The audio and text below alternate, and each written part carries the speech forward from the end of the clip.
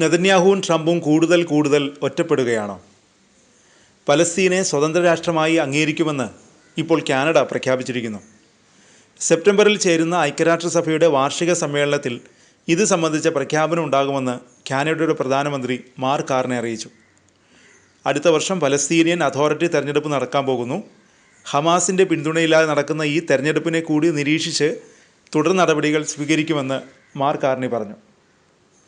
ഗസയിൽ സ്ഥിതിഗതികൾ അതിവേഗം വഷളായിക്കൊണ്ടിരിക്കുന്നു.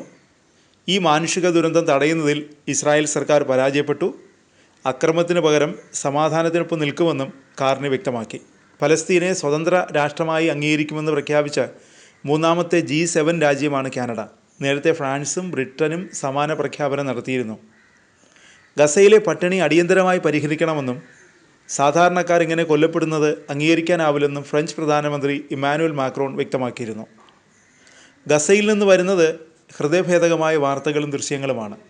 വിശപ്പിൻ്റെയും ഭയത്തിൻ്റെയും പിടിയിലാണ് ഗാസയിലെ ജനങ്ങൾ. മനുഷ്യനിർമ്മിതമായൊരു വലിയ പ്രതിസന്ധി നേരിടുകയാണ് ഗാസ. കണക്കുകൾ വളരെ ഞെട്ടിപ്പിക്കുന്നതാണ്. 660 ദിവസങ്ങൾക്കുള്ളിൽ 60,000-ലധികം ആളുകൾ കൊല്ലപ്പെട്ടു. ഏകദേശം 39% ഗാസക്കാർ ദിവസങ്ങളോളം ഭക്ഷണം കഴിക്കാതെ കഴിയുന്നുവെന്നാണ് റിപ്പോർട്ടുകൾ. 16% കുട്ടികൾക്ക് തീവ്രമായ പോഷകാഹാരക്കുറവുണ്ട്. 120-ലധികം കുട്ടികൾ വിശന്നു മരിക്കുന്നു. സാധാരണക്കാർക്ക് ഭക്ഷണം നൽകണമെന്നാണ് ലോകം മുഴുവൻ ആവശ്യപ്പെടുന്നത്. ഗാസയിലെ ദുരിതത്തിന് കാരണം ഇസ്രായേലാണ്. ഇസ്രായേലിൻ്റെ യുദ്ധമാണ് കാരണം. ആഗോള വികാരം ഇസ്രായേലിനെതിരെ തിരിയുന്നു. നെതർലാൻഡ്സ് ഇസ്രായേലിനെ ഒരു സുരക്ഷാ ഭീഷണിയായി പ്രഖ്യാപിച്ചു.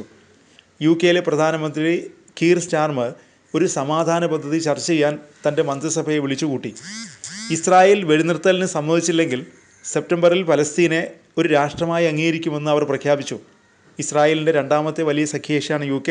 ഈ UK ആണ് നിർണായകമായ തീരുമാനം കൈക്കൊണ്ടിരിക്കുന്നത്. ഐക്യരാഷ്ട്രസഭ ഒരു പ്രത്യേക സമ്മേളനം നടത്തി. ഫ്രാൻസും സൗദി അറേബ്യയും നേതൃത്വം നൽകി. സമ്മേളനത്തിൻ്റെ ലക്ഷ്യം ഒരു 2 രാഷ്ട്ര പരിഹാരമാണ്. ഡസൻ കണക്കിന് രാജ്യങ്ങൾ പങ്കെടുത്തു. എന്നാൽ ഇസ്രായേലും US പിന്മാറി. സൗദി അറേബ്യ ട്രംപിനോട് ഇടപെടാൻ അഭ്യർത്ഥിക്കുന്നു. ഫ്രാൻസ് യൂറോപ്യൻ യൂണിയനോട് ഇസ്രായേലിൻ്റെ സാമ്പത്തിക ഉപരോധം നീക്കാൻ സമ്മർദ്ദം ചെലുത്താൻ ആവശ്യപ്പെടുന്നു.